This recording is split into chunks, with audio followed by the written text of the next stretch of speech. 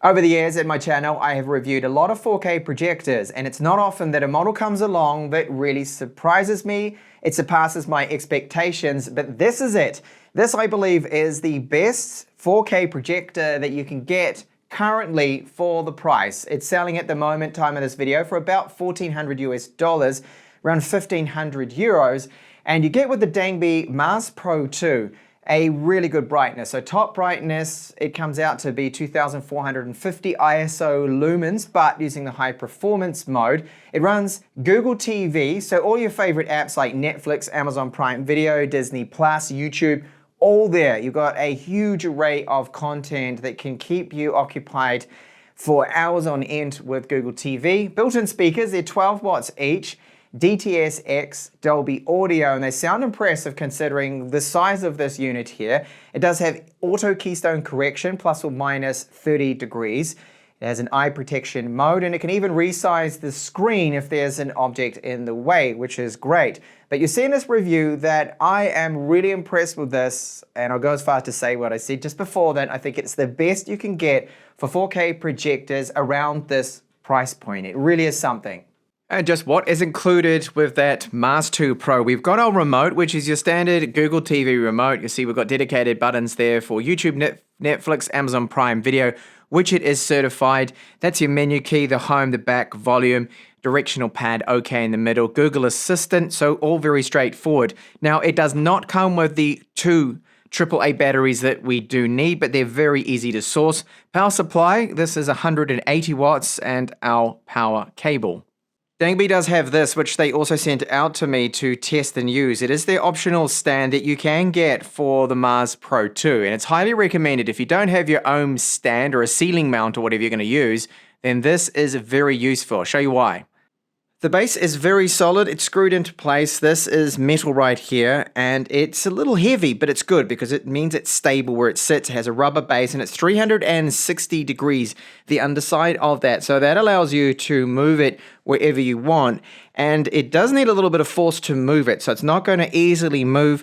And then you can also angle the projector then up or down like so as you need. So that's why it's quite useful. If you're going to be sitting it on top of a table to where you're going to be projecting, that is why I recommend it, because it's very useful that you've got all of those movements there with it, and the build quality is excellent. It matches the projector itself, which I'll run over now. Stats-wise, this projector ticks all of the boxes. So the display tech used is DLP, and the light source is laser. So it's an ALPD laser. It's rated for up to 30,000 hours. Resolution is 4K, so that's Ultra HD, 3840 by 2160. So really nice and sharp, and it does support HDR10+, HDR10, and HLG, and even 3D support, but in full HD, because it needs to split those images, so it's halving the resolution there. That's why it's not 3D 4K, and it's up to 60 Hz with that, but at 180p you get 240 Hz refresh rate, so that is going to be good for 1080p gaming if you decide to use it for that. So the build material of the outside, this is alloy, and right here we do have a time of flight camera and an ambient light sensor. So it does have some AI brightness adjustment. Of course, it has to be AI there. And the time of flight camera does work with its auto keystone correction, which is plus or minus 30 degrees, and there is an eye protection mode too. So what is the throw ratio? Well, it is 1.27 to 1, the ratio, and you can project up to 200 inches or 60, but recommended is between 80 and 120 inches. And the reason is because the image is a little bit smaller, it will look sharper. The larger you go, you start to lose a bit of that sharpness, you lose some of the quality. So my recommendation, I think the sweet spot with this projector testing it out is 100 inches projection, or 120 max like they do recommend. You don't really want to go over that.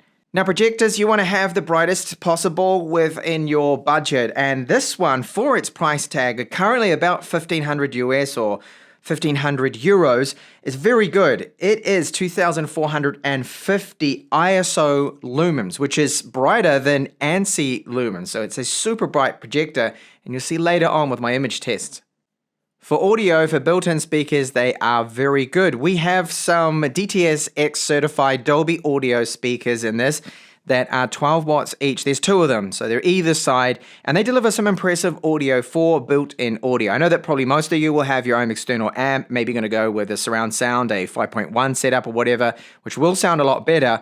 But for included speakers, you'll hear later with my sample, they do put out quite a bit of bass. The volume is also very good, better than you expect.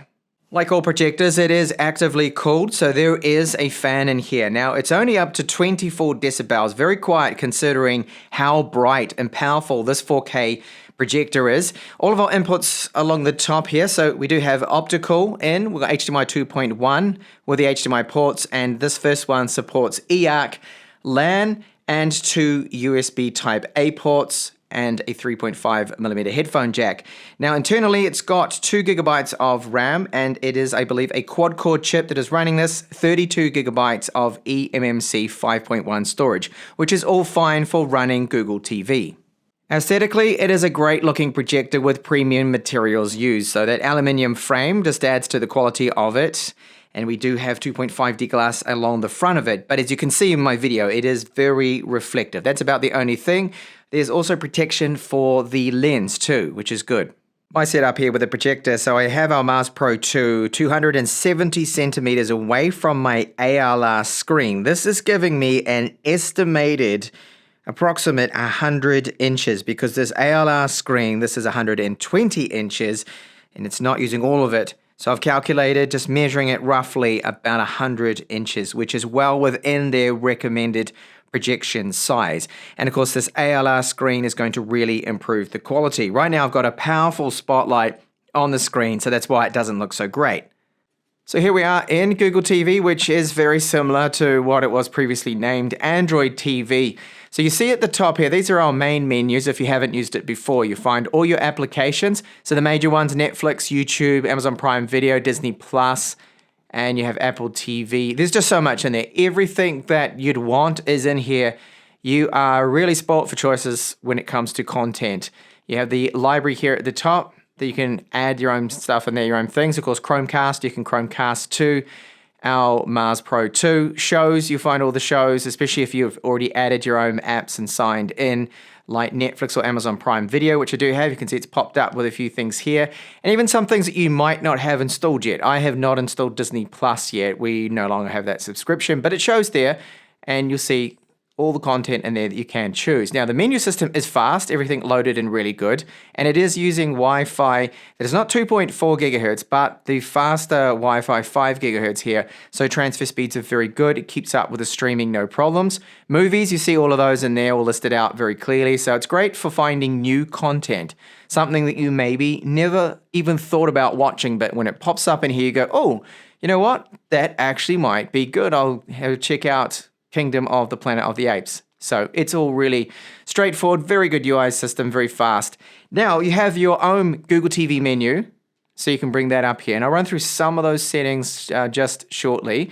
But what I want is the menu specific for the projector. So if you tap the little side button, that will then bring it up. And you can see we have focus, image correction. This is the one I want to go into because note that my keystone, intentionally this is off. I've done this on purpose. So I want auto keystone correction. Let's see how well this does work and how quick it is. There we go. It's corrected it, and I could not get that any better myself. I would perhaps take half an hour to get that sorted out with manual keystone corrections. Having auto is just so much better, but if you need manual, it is there. And you also have the option to avoid any obstacles. So if you had a bit of a window, a frame or something, maybe you had a picture that was slightly in the way, you can get it to resize the image down, but be careful with the zoom. When it zooms digitally, you're going to lose a little bit of quality. Fit to the screen option, image adaptation, it's all in there pretty straightforward. Now the focus, because of the time of flight camera it's got there, its sensors and everything, if I hold this button down, the projector button on the side again, that's the volume control one, sorry, I hit the wrong button. If I keep holding it, it'll go into its focus mode, or I can manually select it anyway, but there we go. It is going to do a focus here. It brings up the splash screen, and you hear it, the little motor in there, little servo motor, just adjusting that focus. And again, this gets that focus just absolutely spot on and perfect. I could not do better myself trying to manually focus this. It would take me so long, where this does it in just a few seconds. So auto correction, auto keystone correction there, autofocus works fantastic, and it's such a good feature to have. If you already have that connected to your Google account, which I do, it'll log you in automatically. There's a splash screen that pops up, and now I can get straight into it, and it'll bring up everything that I want to see here.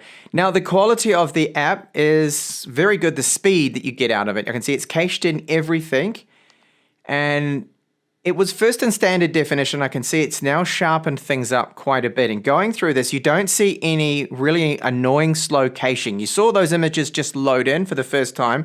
It will take a split second. So you see that, but I don't notice any real lag. This is a smart, like a smart TV speed that you would get out of most modern smart TVs, not the old ones. You remember those old ones with dual cores and they were terribly slow? No, this is a quad core. So going through these menus is good. It's a pleasant experience, and it's not a frustrating experience at all. So I'll jump in very quickly and just show you a few split seconds of Vikings Valhalla. For obvious copyright reasons, I can't show you a lot, but it's just to test that performance. Now this should be extremely quick in caching. I'll just hit resume here, and you'll see it will only take a short while. There we go, a few seconds. Now I can see straight away that's in 4K. It is looking very clear. Amazing amount of detail there, stunning image quality. I hope this is coming through with me capturing it. I find projectors to be one of the hardest things ever to try and record without any banding, any flickering, or any problems like that. So I'm here now in the YouTube app, which just like Netflix and Amazon Prime Video, everything is caching in really quickly. I didn't have any slowdown. Now this sample image I'm going to show you, this video I should say, this is Costa Rica 4K from Jacob and Katie Schwartz. It's an old video, but it has some absolute stunning image quality. You can see why it's got 272 million views. It's just a massive amount of views, but when you see the quality of this video, it is mind-blowing. So HDR has popped up, and that just looks so bright and sharp and detailed. And there's no speckles, there's no color fringing that I can see at the distance I'm sitting away, which is about that 270 centimeters from the screen. This image quality is, this is one of the best I have seen. It is absolutely amazing. I would be happy watching this instead of my OLED TV, which is 65 inches, because of the size, but because of the details, the colors. Now we have just over 2400 ISO lumens. So this is incredibly bright, but what happens when I turn on a powerful spotlight? This is to simulate daytime light. So I have the sun streaming in. You can see this. You can clearly see this just fine with my ALR screen. Now this is helping a lot. Remember, I do have an expensive screen, and that is aiding this image quality greatly. But if you had the sun coming in, streaming in, you'd still be able to make it out. That brightness is phenomenal. Very good. Those details, the clarity of this image, I am really shocked. This is, I think, for the price tag of under $1,500 US at the time of this video, I really don't think you can get better than this. It's phenomenal. So good. Now, I don't want to bore you, so I won't spend too long on this, but this is our settings menu that you can bring up, and you can go into all of the settings, and they're to do with some of them just general image quality. This is some presets you can go through, because we do have our projector specific settings. That's using the side button on the remote, but this is all through the TV. Well, you can see it here too. You can get that projector specific, but display sound screen quality. So picture we have these presets. So they're pretty standard. You've got your brightness control. Now my brightness setting I have left as default, which is standard. You can put it into high performance, and that is up that brightness, but the fan turns on. You can hear it now probably. It gets loud, and I don't think it's worth it. I think you just keep it on standard. The fan will drop back down, and you'll never really hear that fan at all. It's so quiet in just the standard mode, and it's sufficient. You've got eco then, which is going to save a bit of power. Now, typically the projector is going to be using about 150 watts, which some people might think is a lot, but that's not too bad compared to some TVs. And remember, the older days were plasma TVs. They used to really increase people's power bills. So auto is where I like to keep it, but I'll put it on standard here since that's the way I've got it set up for my camera. So you have your vivid mode, movie, game, and custom. Now 3D mode, that is there. You can play even Blu-ray files through this too. Gaming mode reduces our latency, so input lag is going to be reduced there, and faster response times with everything on the screen. So if you are going to be gaming, you do need to have something plugged in for that, of course, and I'll be testing that shortly. That will be my PlayStation or PC. The other is sound, and these are really just like a equalizer preset. So movie, music, sports, custom, surround sound option you can turn on, but that's imitating surround. And I would just leave this on standard unless you are like watching sports or music, and it does help. It just changes, of course, the equalizer there with it. So pretty standard kind of settings, audio input. And at the top there, you do have your inputs that you can select. So here you can go to, well, you've got screensaver as well and other options that are straightforward. I won't go into those, but inputs, okay, you can bring that up, your HDMI ports, both of them there. So when you plug in something external like an Xbox, PlayStation, you will get this screen here, but it'll tell you when it detects it anyway. So here is my PlayStation 5. It has detected it as an HDR10 display, 4K at 60 Hz, so that's good. So with the gaming, I have noticed that straight away there is a bit of a difference with the input lag. The response that you get from this, response times input lag, nowhere near as good as what I'm used to gaming on for consoles, which is an OLED screen. OLEDs have excellent response time and a gaming monitor. So if you come from a gaming monitor that's perhaps 144 Hertz refresh rate and you test this out, you will notice a bit of a difference there, but it's within acceptable levels. I can happily game here, race away, and really I'm not experiencing too much of an issue at all. I adjusted within a few seconds of playing this to the input lag. Now, it's not the fastest out there, but I could run this and a PC game at 1080p up to 120 Hz. So that means I could be playing at 240 frames per second, 1080p. That is fantastic for a projector. And this quality, again, gaming like this, oh, it's so good. It's so immersive having a 100-inch screen. I'm used to 65 with my TV, and this is just massive. It's so immersive, and I think I prefer gaming like this. And there's no reflections. My OLED has a lot of reflections. This has 0 with this screen. It's going to be hard for me to do some work. Now I just want to play games, watch TV, and it's all because of this projector, because it's so good. Okay, and on to audio. Surely this must be the weakness of it. The speakers inside must be terrible, right? They can't be good. They're only 12 watts times 2, and yes, they are DTSX certified and Dolby Audio, but they're good. They're actually good. They are surprisingly good. A lot of bass. Some treble in there. It puts out way more sound than you would ever imagine looking at the size of it. And you'll hear from this sample that I'll give you, hopefully. And this sample, by the way, I'm only going to be playing it at 60% volume because over that, it's really a little bit overpowering for my microphone.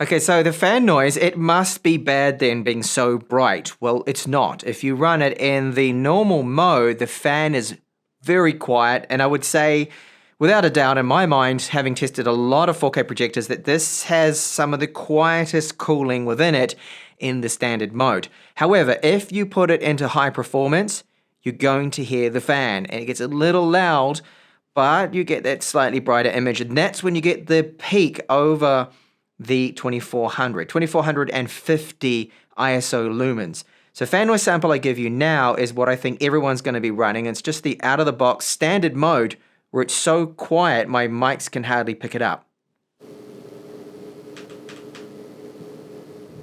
So this is a projector that, if you've gathered from my review, if you've been watching all of it, that I am really, really surprised with, and it surpasses all expectations that I had with this model. In fact, it's going to sound silly, I know, first world problems here, but I've been struggling to review this because I keep being distracted by the quality of it. I end up playing games, I end up watching Amazon Prime Video and Netflix on this instead of just trying to finish my review, but I've been testing it out a lot. That's my excuse anyway, to check that image quality.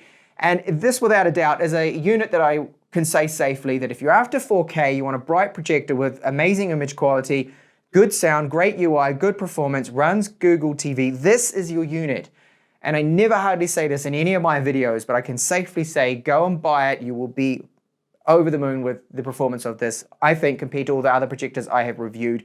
They're really picking up their quality. Dangbei with the Mars Pro 2, it really does show here. The sound, the fan noise, everything. I am hard put to find any complaints, anything I don't like about this, which is rare for me. I'm famous for being really picky and deciding that I don't like this thing or don't like that. The only thing I've found with this projector is I found a bit of reflection that comes from the lens surround that projects onto the table. You can see now it's a very small, minor thing. It's pretty much insignificant to most people, but I'll mention it if you're fussy like me.